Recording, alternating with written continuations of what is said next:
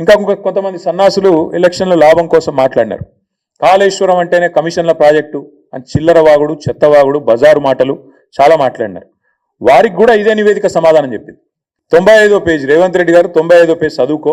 మీ 95వ పేజీలో ఇదే దీనిలో స్టాటిస్టికల్ అబ్స్ట్రాక్ట్లు ఏం చెప్పిండ్రంటే, రాష్ట్రంలో మరి సంపద పెరిగిందంటే ఎట్లా పెరిగిందంటే మీ వాళ్ళే రాసినారు, మీ ప్రభుత్వమే రాసిన ఈ నివేదిక. To achieve these objectives government has implemented policy initiatives such as flagship Kaleshwaram project and Mission Kakatiya to improve irrigation infrastructure, supply 24/7 power to farmers, investment support to farmers under Raitu Bandhu. అందువల్ల సంపద పెరిగింది అంటూ కాళేశ్వరాన్ని ప్రస్తుతిస్తూ స్తుతిస్తూ అద్భుతమైన project అని చెబుతూ Telangana statistical అబ్స్ట్రాక్ట్లో కనీసం పాప రాసిన అధికారులను నిజాలు చెప్పారు. సరే, ఈ సన్నాసులు చూసుకోలేదు, విడుదల చేసిన తర్వాత 4 గరుచుకున్నారు, అది వేరే విషయం. ఇంకోటి, ఈ వ్యవసాయానికి సంబంధించి మీ నివేదికనే చెప్తా ఉంది స్పష్టంగా, రాష్ట్రంలో కాళేశ్వరం ప్రాజెక్టు కానీ మిషన్ కాకతీయ లాంటి ప్రాజెక్టుల వల్ల కానీ ఎంత వ్యవసాయ విస్తరణ జరిగింది, ఎట్లా సంపద పెరిగింది. ఇప్పుడు నేను చెప్పాను తలసరి ఆదాయం పెరిగింది అని చెప్పాను, రాష్ట్ర జిఎస్డిపి పెరిగింది.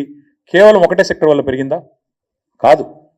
ఈ రాష్ట్ర ఆదాయము వ్యవసాయ విస్తరణ ఆదాయం పెరిగింది, సంపద పెరిగింది అంటే ఇవాళ మీరు మాకు అప్పజెప్పినాడు దాదాపు 34 లక్షల ఎకరాల్లో ఆనాడు పంటలు పండేది, 68 లక్షల, మొత్తం నేను చెప్పేది వరి, 68 లక్షల టన్నులు ఆనాడు ఉత్పత్తి అయ్యేది మీరు అప్పచెప్పినాడు.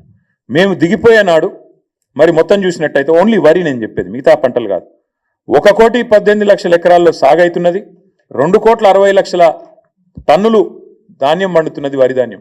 అంటే ఎక్కడ మీరు అప్పచెప్పినాడు 34 లక్షల ఎకరాలు, ఎక్కడ 1,18,00,000 ఎకరాలు,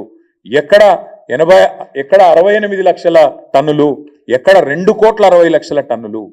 ఇది వ్యవసాయ విస్తరణ జరిగిందా లేదా, కాళేశ్వరం పనికొచ్చిందా లేదా, మిషన్ కాకతీయ కమిషన్ కాకతీయ అయ్యిందా? ఈ సొల్లువాగుడు వాగిన సన్నాసులందరూ దయచేసి కాంగ్రెస్ మిత్రులు చదువుకోండి, మీ ప్రభుత్వం ఇచ్చిన రిపోర్ట్ నేను కోరుతా ఉన్నాను.